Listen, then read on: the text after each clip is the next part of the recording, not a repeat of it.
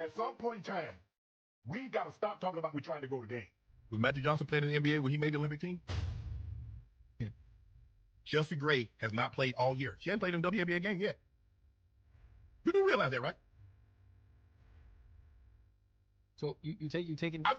I'm saying she has not played. Right. The objective is that are we on a big stage? Right. The biggest. How many? Let me ask you a question. The biggest stage. Let me ask you a question. Of all the, I guarantee you, if you put Caitlin Clark on that team, she has sold more jerseys than all these women combined. So are we really trying to go to game?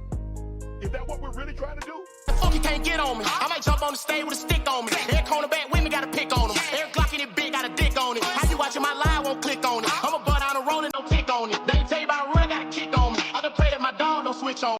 Reset TV, what's happening? It's gravitating away, and we might as well jump right into it. I'm pretty sure, ladies and gentlemen, that you guys have heard the news. Caitlin Clark will not be on the USA team basketball, right?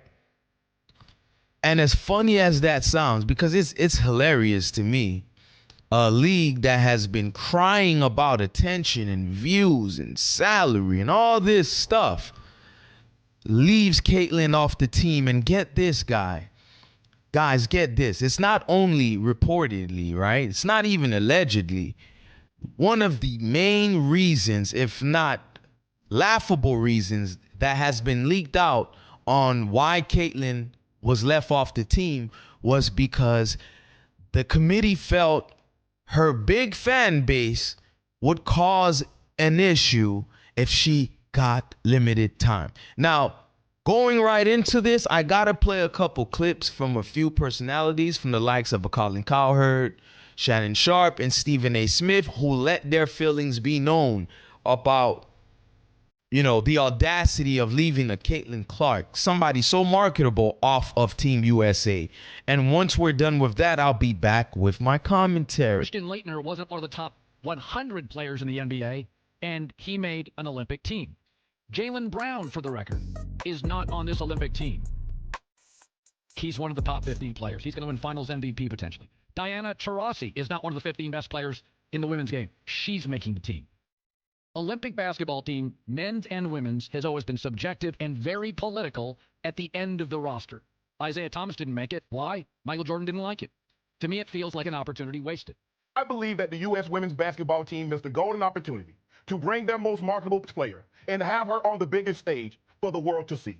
That is my only point. I'm sorry that I was passionate and I brought a lot of other topics into this to make my point. I believe the biggest woman star basketball player in the world, as far as eyes and as far as dollars, would have been a big help to women's basketball. The narrative and the questions. Narrative and questions are because we have people watching.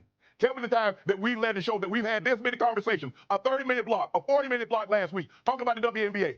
And we're talking about it for one reason. Let's not pretend ourselves. Let's not kid ourselves, guys. We want the integrity of the game. But if you wanted to go, you better have your most marketable players. That's why the first person when 1992, Stephen A., the very first person they reached out to was who? Michael Jeffrey Jordan. Because they understood the most popular player needed to be on the biggest stage. We'll take anybody else that comes along. We gladly have Scotty and Charles and Malone and Ewing and Robinson. We love to have them, but we need that big dog. You need her. Because she has more eyes watching her, talking about her, the jerseys being sent. I don't believe, come on. Y'all make it seem like y'all gonna put like women in college on the team. Come on, ladies. You lose me, Shanae loses me, and any human being is going to lose me when we're literally focusing on the content or the quality of a roster without bringing up the fact that one individual, a two-time champion, a national champion of the collegiate level, one of the greatest players to ever play in NBA history by the name of Isaiah Thomas, was left off the original Dream Team. Isaiah Thomas, you've got to be kidding me. It was still done. Why? Because as Shannon highlighted, the ultimate appeasement would aim in the direction of another brother by the name of Michael Jordan. It's how it goes. And we said it last week. And I personally got accused of not promoting the WNBA more by our lovely colleague, Monica McNutt. No problems with her whatsoever. Love her to death. But she accused me of that, right? No problem. Then we go on to acknowledge there are many others who didn't do enough of a job of promoting the WNBA. You know why we didn't do a better job of promoting the WNBA? Because the numbers, the eyeballs, the interest, the sizzle, the headlines were not there. No one cared. The public didn't care. And so now you have somebody, that has the world caring, and you say to her, well, you know what? We want to make purely basketball decisions. It's the right thing to do, and we got to be worried about how other people are going to feel. But you're still complaining about the max salary being $250,000. You know, Dr. Umar Johnson was just on a platform, The Art of Dialogue, and he said that the Stephen A. Smith, Shannon Sharps, Charles Barkley, basically anybody black, any man black that is defending Caitlin Clark is basically tap dancers, you know, the typical tropes of Uncle Tom's, etc.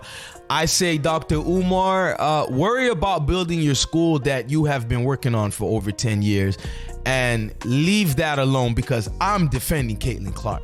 Let me tell you why. As you heard all of these personalities chimed in with their opinions, understand, people, hypothetically, right? Let's entertain this hypothetical that Caitlin Clark has no talent. She's god awful, which of course we know that isn't true. But let's entertain the hypothetical that she's awful, but yet marketable, yet bringing in all of this fanfare and attention. You know what you don't do? Leave her off the damn Olympics. You don't do that. I can guarantee you the majority of people that taps in to the Olympics does not make a pit stop and watch women's basketball. I promise you that. Look, I've said enough in my other clips on this issue, but it's clear to me, especially when you see all the faces and complexions that were in charge of selecting, you know, players for this team, you get an understanding of why Caitlin wasn't chosen.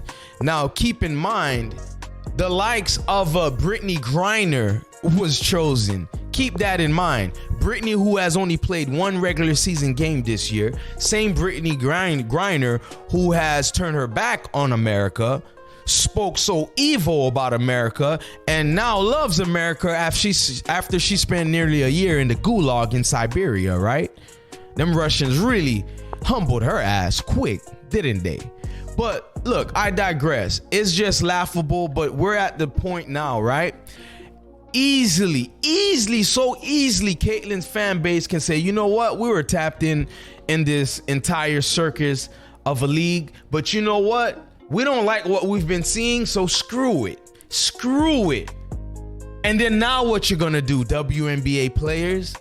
You're gonna still complain? You're gonna cry? Well, in my last clip on this entire matter, I said you protect the bag.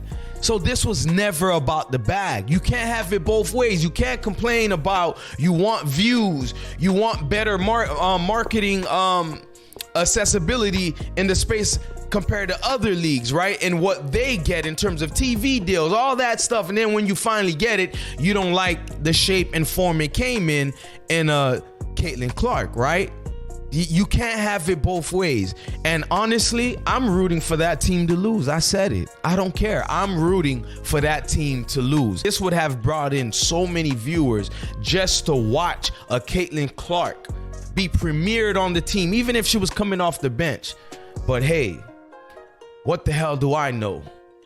If you're new to my channel, don't forget to tap in with your boy. Clock in, subscribe, keep coming back. But whatever you do, don't be a Caitlin Clark hater if you really cared about the WNBA. Because if you really did, you would have respected what she was bringing to the game, even if you didn't like her. If this truly was about business and really gaining attention and momentum to bring the league at a higher plateau, then I wouldn't have been hearing all these little side stories. Damn shame if you ask me.